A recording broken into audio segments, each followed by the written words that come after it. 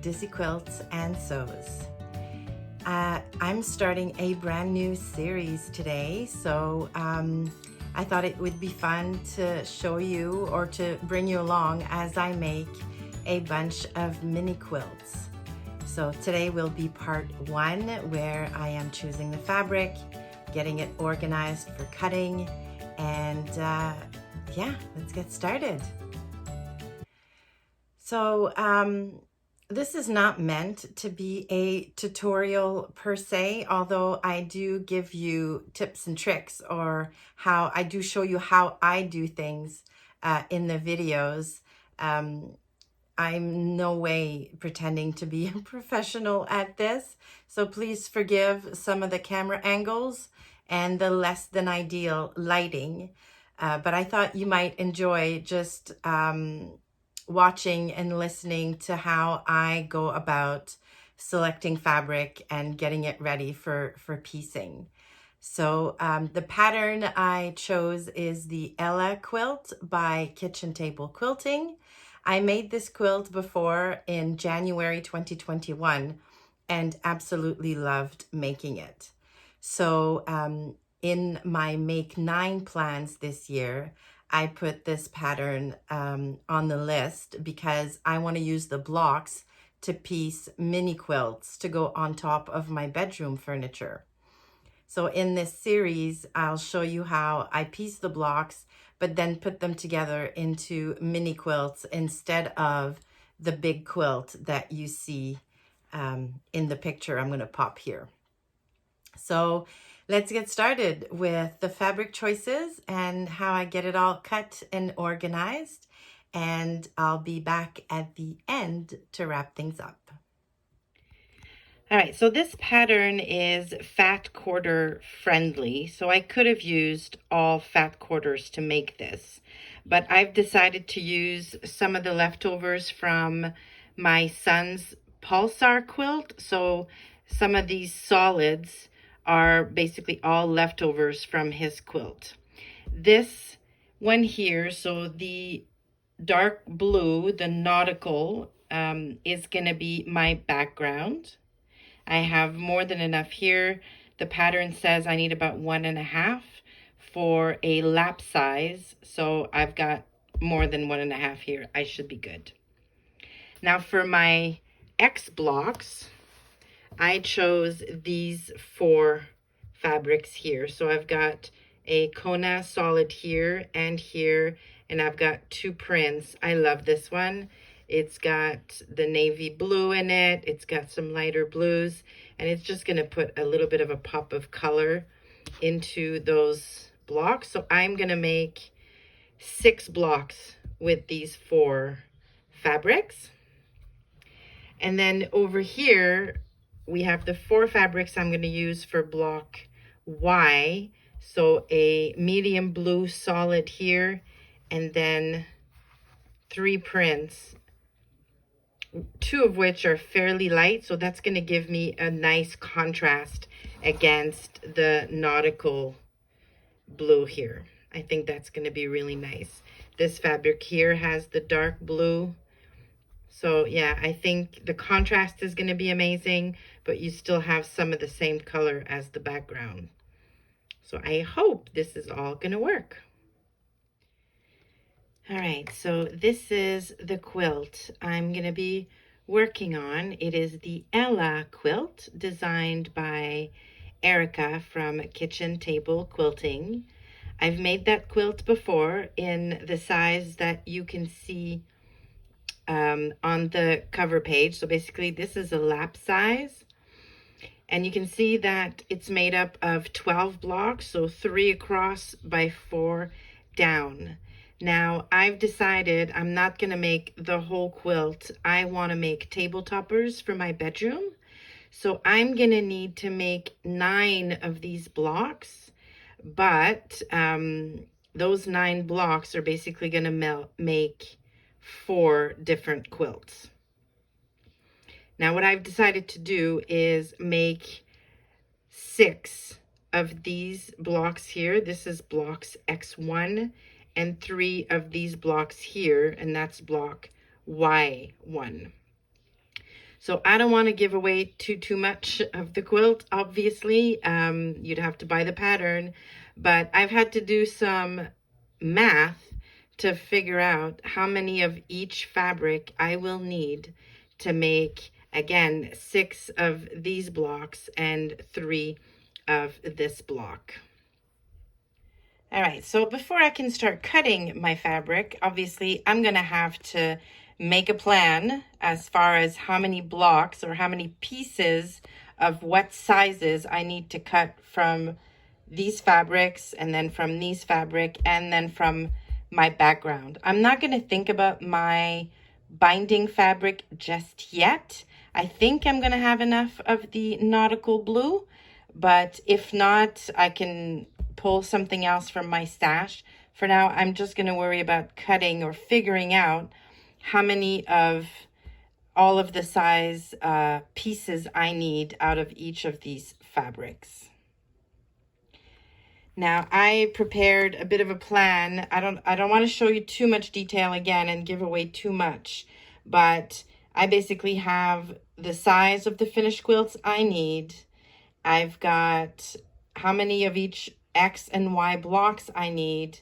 And then I basically took the pattern and figured out how many pieces and in what size and in what color I'm going to need to piece my 9 blocks and put together my 4 little quilts. So now I know exactly what pieces I need to cut in which fabric and in what size. But before we start cutting, very, very important, pressing. So I'm going to take each of these pieces and press them flat. So remove all of the creases the manufacturing process did. They've also been folded in my stash for a while. So I'm going to take all of these to my ironing station and iron them all. Now, before I get pressing, I just wanted to introduce you to this little product. This is in no way, shape, or form sponsored by them, but I love this stuff, especially on quilting cotton. It smells amazing. You spray a tiny little bit and then press your fabric with a very hot iron, and it just removes every single crease. It is absolutely wonderful. Plus, you know, your fabric does smell amazing. All right, so I've pressed all of my fabric and I have them in 2 piles. So this is going to be for my X blocks. Over there is the pile for my Y blocks. And you'll notice that I attached little tags with a letter, and that's basically the letter for the fabric, so that I can remember. So this blue here is for all of my H pieces. This one here is for my G pieces, and so on. So I'm going to keep my fabric organized in these piles until I'm ready to cut each one. And then I'm going to take some more of these little pieces of paper. Basically, these are just leftovers from when I print garment patterns. And for the H fabric, for example, I'm going to cut my H1 pieces, and I'm going to put a little label for H1 and keep all of those together. And that's going to be really important because when we go to piece the blocks in the pattern, each block is basically like a little puzzle. So there's going to be a background piece, and then this fabric here, and then another background, and so on. So it's going to be really important to keep all of my little piles of pieces together, so that when it comes time to piece the blocks, all I have to do is grab piece A1 and stick it here and sew it to this background piece, and so on. So I'm done with all of my pressing. The next step is going to be to take each fabric and follow my little plan here and cut all of those little pieces. All right, so before I get started cutting, I thought I would share a couple of small, useful tips. So I've ironed my piece. It's pretty flat. The first thing I like to do is basically straighten out one edge of my piece of fabric. So in this case, I'm using a fat quarter. And a lot of times when you buy these, the edges are pretty even, but in some cases it can be really wonky, and you really want your first cut or the edge to be on grain. So the first thing I like to do is just cut a straight edge on one side of my fabric. And to do that, I basically just line up one of the lines on my quilting ruler and just take a very, very narrow piece of fabric off so that I have one nice clean edge to start with. Now, when you're cutting with a ruler and a rotary cutter, you always want your ruler basically on the left so that you're running your rotary cutter along the right side of your ruler. So if I'm cutting, for example, a piece that is, hold on, just let me move this. So if I'm cutting a piece that's 5 inches wide, I'm gonna line up my ruler here so that the 5-inch mark is right on the edge, that new edge that I just cut. And then I'm gonna cut right up here at 5 inches. And I'm gonna have a nice even strip 5 inches wide. Mine needs a new blade, so I'm gonna change that up. It's really important to change your rotary blades when they start to dull, and you'll be able to see that because you'll go once and there's going to be all kinds of threads still uncut. So time to change my blade.